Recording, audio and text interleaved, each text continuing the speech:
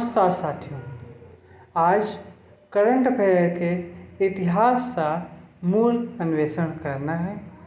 ये वो क्षेत्र है जो कि वर्तमान में न्यूज़पेपर में बहुत ज़्यादा महत्वपूर्ण होता रहा है। और जैसा मैंने आपको बताया था, इसमें जो है हमें मेरठ का विशेष संदर्भ पढ़ना है और राम मंदिर की संरचना की शैली के बारे में हम पढ़ने वाले हैं। तो प्रारंभ करते हैं मेरठ से। तो प्रारंभ कहाँ से? मेरठ से करते हैं। मेरठ जो है, सबसे पहले आप लोग को ये पता होना चाहिए कि मेरठ उत्तर प्रदेश का एक मूल पूर्वी हिस्सा है जो कि NCR रीजन में भी आता है। दिल्ली से मात्र 76 किलोमीटर, वास्तव में 80 किलोमीटर लग जाते हैं, बट जिससे कारण इसे औद्योगिक हब बनाने की योजना भी है। ध्यान दो बातों का और रखना है कि मेरठ में दिल्ली के कई सारी गाड़ियों को क्रश किया जाता है। कई सारे व्हीकल के क्रश करने का इलाका ये है और भारत का सबसे बड़ा खेल स्थल भी मेरठ है। यहाँ पे खेल कूद के लगभग सारे साजो सामान यहाँ पे उपलब्ध होते हैं। वर्तमान में आपका IPL चल रहा है, जिसके बारे में आप जानते हैं, और IPL में प्रयोग होने वाले बैट बॉल इत्यादि भी मेरठ से ही एक्सपोर्ट किए जाते हैं, मेरठ से ही बेचे जाते हैं। ध्यान ये रखना है कि मेरठ जो है वो बहुत ही पुराना स्थल भी है और ऐतिहासिक रूप से इसका बहुत ज़्यादा महत्व है। अगर हम ध्यान दें, हड़प्पा काल में सिंधु घाटी सभ्यता का पूर्वी क्षेत्र आलमगीरपुर, जो मैं आज ही की कक्षा में आपको बताऊंगा, ये भी मेरठ में पाया जाता था, जिसकी खोज पंजाब विश्वविद्यालय के शोधकर्ताओं ने की थी। दूसरा, यहाँ पर जो है आपको चित्रित धूसर मृदभांड के कई अवशेष मिले हैं जो इन्हें महाभारत काल से संदर्भित करते हैं। अब इससे बाद महाकाव्यों में भी इसका उल्लेख है, रामायण और साथ ही साथ महाभारत में। रामायण में मेरठ को मैराष्ट्र कहा गया है, जिसका अर्थ है मय का प्रदेश। मय यानी कि असुरों की ये जाति, जहाँ पे रावण की पत्नी मंदोदरी के पिता, यहाँ पे मिसप्रिंटेड है, पिता के लिए इस स्थान का प्रयोग हुआ है। वहीं महाभारत में प्रख्यात कुरु साम्राज्य की राजधानी हस्तिनापुर भी मेरठ में ही मानी गई है। और हस्तिनापुर से बाद आपको याद होगा, जो पांडवों को खांडव-प्रस्थ दिया गया, जिसे जो है उन्होंने समृद्ध करके इंद्रप्रस्थ नाम का एक स्थान बनाया, जो कि आज भी दिल्ली का एक महत्वपूर्ण स्थान है। इसके बाद महाजनपद काल में मेरठ को बौद्ध और जैन धर्म का केंद्र माना जाता रहा है। यहाँ पर अशोक ने मेरठ को स्थापित किया था और यहाँ पर जो है बौद्ध धर्म का केंद्र, महत्वपूर्ण केंद्र ये बना हुआ था। मध्यकाल में फिरोज शाह तुगलक ने दिल्ली से अपनी राजधानी को मेरठ में दिल्ली में अशोक स्तंभ जो है सम्राट अशोक ने मेरठ में स्थापित कराया, जिसे फिरोज शाह तुगलक ने वापस दिल्ली में स्थानांतरित करा लिया। मध्यकाल में मेरठ की एक बड़ी महत्ता रही। आईने अकबरी के अनुसार यह माना जाता रहा है कि यहाँ बुलंदशहर में राजा हरदत्त का शासन था और अकबर ने मेरठ में तांबे की टकसाल स्थापित की थी। इससे पूर्व बलबन में भी के समय में भी सिक्के यहीं से प्राप्त होते थे। दिल्ली के समीप होने के कारण ये मुगल शासन से प्रमुख स्थान बना रहा। मेरठ के बारे में अंग्रेज यात्रियों ने भी काफ़ी कुछ लिखा है। इसके बाद 1857 की क्रांति, जिस विद्रोह की शुरुआत मेरठ से ही हुई, जिसमें आपने एक नाम सुना होगा, मंगल पांडे। माना ये जाता है कि कर्नल स्मिथ ने 90 भारतीय सैनिकों को कारतूस युक्त राइफल सौंपी थी। अफवाह थी कि कारतूस में गाय और सूअर की चर्बी का इस्तेमाल किया गया है, जिससे सेना में जो है विद्रोह के बादल उभर आए। और इससे बाद जो है इन्होंने राइफल का प्रयोग नहीं किया।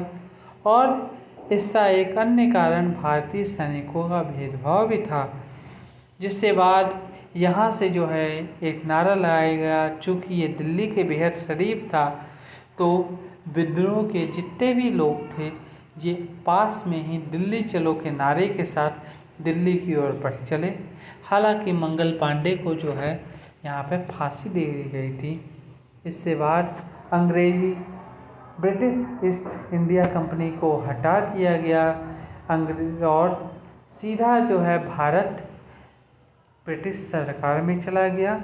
और इससे ही अंतिम परिणाम के स्वरूप भारत को स्वतंत्रता मिल पाई। ये जो था मेरठ के बारे में था। अब दूसरी पृष्ठ पर आ जाते हैं, राम मंदिर की संरचना। आप सभी को पता है राम मंदिर अयोध्या में बन रहा है, और इससे प्रमुख नृपेंद्र मिश्रा ने जो है कुछ बातें कही हैं कि राम मंदिर की जो संरचना है अगले 1000 वर्षों तक सही और सटीक रहने वाली है।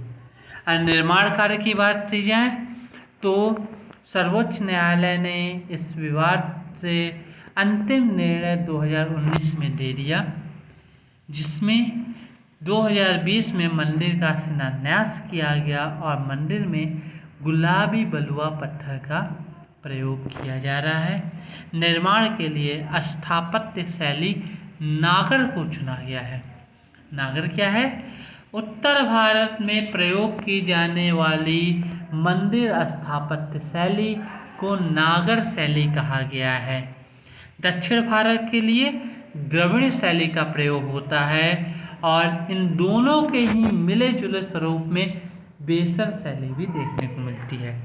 हम यहाँ पे नागर शैली के बारे में बात करेंगे। आप जो है बार बार इस चित्र का प्रयोग होता रहेगा। सबसे पहले हम इस चित्र को ही समझ लेते हैं, आपको समझ आ जाएगा काफ़ी कुछ। सबसे मंदिर का जो ऊपरी स्थान है उसे कहा जाता है कलश। ये कलश क्या है? कुछ इस प्रकार का शिला आपको मंदिर के हमेशा ऊपर दिखाई देगा, जिसे नाम दिया जाता है कलश। मंदिर का ये हिस्सा जो कि पिरामिड के स्वरूप में दिखाई पड़ता है, इसे कहा जाता है शिखर। मंदिर का ये हिस्सा अगर हम बात करें, नीचे वाला ये हिस्सा जहाँ पे ईश्वर की मूर्ति रखी जाती है, इसे कहा जाता है गर्भगृह। इसके बाद मंदिर के चारों ओर प्रदक्षिणा पथ बनाए जाते हैं, जहाँ पे हिंदू मान्यता के अनुसार दक्षिणावर्त गति जो है उसको किया जाता है, या फिर कहा जाए तो क्लॉकवाइज गति जो है की जाती है, जिसे प्रदक्षिणा कहा जाता है। और इससे लिए जो है स्थान बनाया जाता है, जिसे प्रदक्षिणा पथ अथवा अंतराल कहा जाता है। अब अगर आप ध्यान देंगे तो मुख्य शिखर के अलावे हमारे सामने कुछ अन्य शिखर दिखाई पड़ते हैं, और इन अन्य शिखरों को हम नाम देते हैं मंडप। तो ये जो है आपके मंडप हैं। इसके बाद अगला नाम आपके सामने आ जाता है, वो है जगती। मंदिर के पूरी तरफ बाहर का जो द्वार होता है उसे हम नाम देते हैं जगती, जहाँ से मंदिर में प्रवेश किया जाता है या कहीं कहीं से मंदिर के बाहर का अंग भी कहते हैं। कुछ और चीज़ें छोटी हैं जिनके बारे में हम अभी जान लेते हैं। नागर शैली में गर्भगृह बता चुका हूँ। गर्भ का अर्थ है गुफा मंदिर, गुहा मंदिर जिसमें देवता का आवास भी है। इसके बाद मंडप, जहाँ पर कि कई अन्य कक्ष पाए जाते हैं जो कि आयताकार कक्ष या स्तंभ युक्त हाल होते हैं।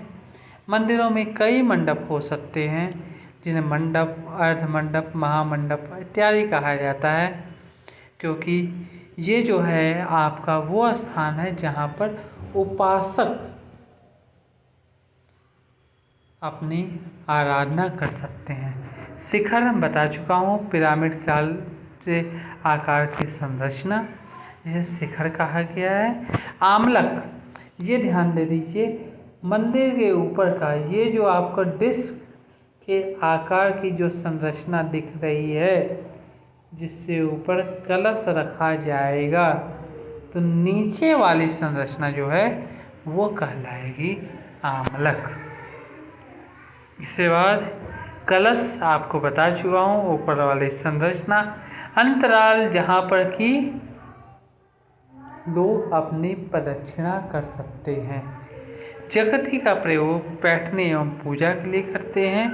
ध्वज, जो कि मंदिर के शीर्ष पर मुख्य देवता, जिसमें देवता संबंधी कई सारी आकृतियाँ हो सकती हैं, ये जो है ध्वज बनाए जाते हैं। और हम राम मंदिर की बात करें तो राम मंदिर के लिए 3 मंजिलें और 5 गुंबद की बात की गई है। मुख्य गुंबद 161 फीट ऊंचा होने वाला है। दर्शन के बाद एक भव्य सीढ़ी, प्रार्थना कक्ष, प्रदक्षिणा पथ भी होगा। और इस मंदिर का डिजाइन सोमपुरा परिवार के द्वारा किया गया है, जो कि वास्तुकला के लिए प्रसिद्ध है। सवाल क्या उठ सकते हैं, सोमपुरा क्या है? ऑप्शन होंगे शहर, ऐतिहासिक स्थल, परिवार अथवा एक इनमें से कोई नहीं। मान लेते हैं तो आपको ध्यान रखना है सोमपुरा एक परिवार है। तो यहाँ पर नागर शैली के कुछ मंदिरों के बारे में आपको पता होना चाहिए। पहला नाम आता है आपका खजुराहो मंदिर, जो कंदारिया महादेव में है। खजुराहो जो है कोई डिस्ट्रिक्ट नहीं है, बल्कि मध्य प्रदेश में छतरपुर नाम के डिस्ट्रिक्ट में, छतरपुर से 40 किलोमीटर दूर पड़ता है खजुराहो। लिंगराज मंदिर, जो कि भुवनेश्वर उड़ीसा में है। जगन्नाथ मंदिर, जो कि आप हमसे बेहतर जानते हैं, उड़ीसा में है। कोणार्क मंदिर, ये भी उड़ीसा में है। मुक्तेश्वर मंदिर, ये भी उड़ीसा में है। आबू का दिलवाड़ा मंदिर राजस्थान में है। सोमनाथ मंदिर भी आपका गुजरात में है। ये सारे के सारे मंदिर 1000 से 1500 ईस्वी पूर्व के माने जाते हैं। द्रविड़ और बेसर शैली के बारे में हम अपने समय में पढ़ते रहेंगे, अच्छे से उसका अध्ययन भी करेंगे। और यदि कोई खबर न्यूज़ में आती है तो उसे जो है ऑब्वियस सी बात है, उसे एक बार अलग से लिया ही जाता रहेगा। अब इससे बाद जो है हमारे इतिहास का करंट अफेयर या समाचार आधारित कक्षा जो है समाप्त होती है। अभी इतिहास से आज की जो कक्षा है वो पूरी तरह सिंधु घाटी सभ्यता पर आधारित है। तो उसके लिए हम लोग मिलते हैं थोड़े ही समय अंतराल के पास। तब तक के लिए आप इसे अच्छे से अध्ययन करें और इसे समझें और यदि कोई समस्या आती है तो कमेंट करें, लाइक करें, सब्सक्राइब करें, शेयर करें और हमारे इस व्याख्यान के सेशन के साथ अपने आप को जोड़ें। ये आपके लिए पूरी तरह मिलने वाला है और इसका जो शुल्क है 300 रुपये। यह शुल्क जो है बस आज के लिए है, कल से इसका शुल्क जो है बढ़ा दिया जाना है और यह शुल्क 400 रुपये प्रति माह होने वाला है। तो जल्दी से जल्दी अपने शुल्क को दें और इसका लाभ उठाएं, जिससे आपको ये सारे के सारे नोट्स एक साथ मिल जाएं और उससे जो है आप अपनी पढ़ाई को सुचारू रूप में से आगे बढ़ाते रहें। मिलते हैं आप लोगों से, तब तक के लिए नमस्कार।